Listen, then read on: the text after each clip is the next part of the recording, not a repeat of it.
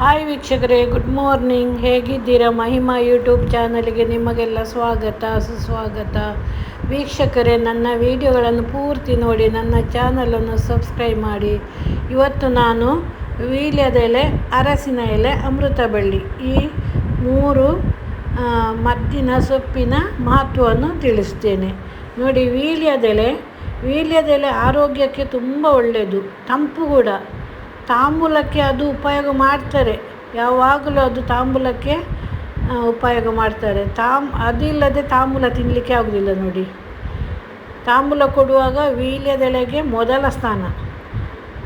ವೀಳ್ಯದೆಲೆ ಬಾಯಿಯೊಳಗೆ ಹಾಕಿ ಜಗಿದರೆ ಬಾಯಿ ವಾಸನೆ ಬರುವುದಿಲ್ಲ. ವೀಕ್ಷಕರೇ,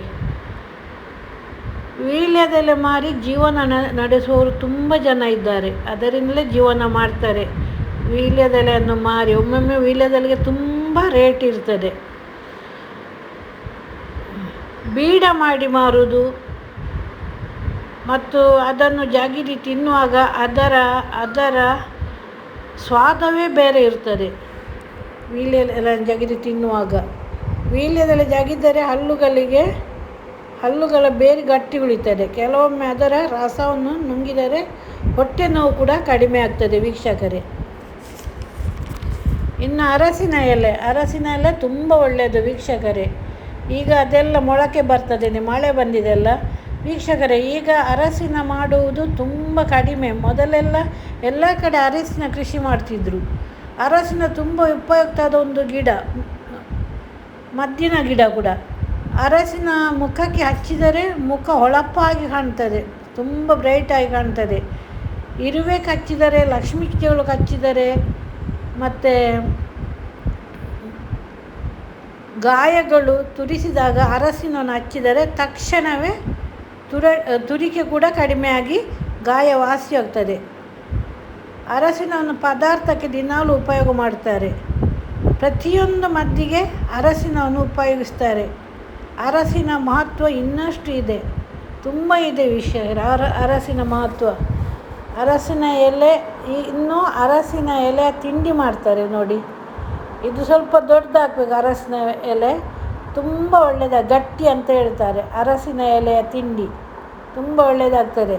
ಬೆಲ್ಲ ಹಾಕಿ ಮತ್ತು ತೆಂಗಿನ ತುರಿ ಹಾಕಿ ಮತ್ತು ಅದಕ್ಕೆ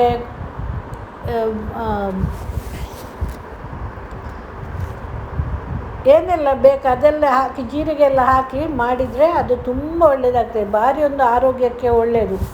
ನೋಡಿ, ಇದು ಅಮೃತ ಬಳ್ಳಿ. ಇದರ ರಸ ಉಂಟಲ್ಲ ಅಮೃತದಾಗಿ. ಅಮೃತ ಹೇಗೆ ಕುಡಿದರೆ ಜೀವಕ್ಕೆ ಒಳ್ಳೆಯದು, ಜೀವವನ್ನು ಹಾಗೆ ಇದು ಅಮೃತ ಬಳ್ಳಿ ಕೂಡ.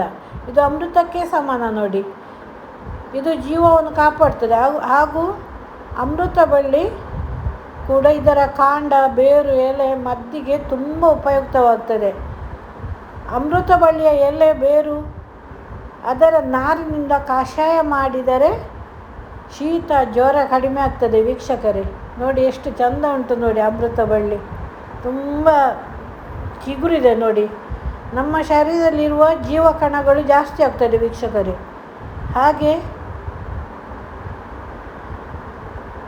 ಹಾಗೆ ಇದನ್ನು ಹೇಗೆಲ್ಲ ಉಪಯೋಗಿಸಬಾರ್ದು, ನಮಗೆ ಎಷ್ಟು ಬೇಕೋ ಅಷ್ಟೇ ಉಪಯೋಗಿಸಬೇಕು. ನೋಡಿ, ಹೇಳ್ತಾರಲ್ಲ, ಹೆಚ್ಚು ಸೇವಿಸಿದ ವಿಷ ಕೂಡ ಅಮೃತ ಆಗ್ತದೆ ಅಂತೇಳಿ, ಅಮೃತ ಕೂಡ ವಿಷ ಆಗ್ತದೆ ಅಂತೇಳಿ ನಾನು ಉಲ್ಟಾ ಪಲ್ಟಾ ಹೇಳಿದೆ. ಹಾಗೆ ಇದು ಅಮೃತ ಬಳ್ಳಿ ಕೂಡ ಹೆಚ್ಚು ಸೇವಿಸಬಾರದು. ಒಂದು ಕಷಾಯಕ್ಕೆ 2-3 ಎಲೆ ಹಾಕಬೇಕು. ಇಲ್ಲದೆ ಅದರ ನಾರು ಉಂಟಲ್ಲ, ದಪ್ಪದ ನಾರು ಉಂಟಲ್ಲ, ಅದು ಹಾಕಬೇಕು. ಇಲ್ಲದೆ ಅದರ ಬೇರನ್ನು ಹಾಕಬೇಕು. ತುಂಬ ಒಳ್ಳೆಯದು. ವೀಕ್ಷಕರೇ, ಶೀತ ಜ್ವರ ಎಲ್ಲ ಕಡಿಮೆ ಆಗ್ತದೆ. ಮತ್ತು ಮೈ ಕೈ ನೋವೆಲ್ಲ ಕಡಿಮೆ ಆಗ್ತದೆ. ನಾನು ಇದನ್ನು ಮಾಡ್ತೇನೆ, ಕುಡಿತೇನೆ ಕೂಡ. ನನಗೆ ಇದನ್ನು ಕುಡಿದ್ರೆ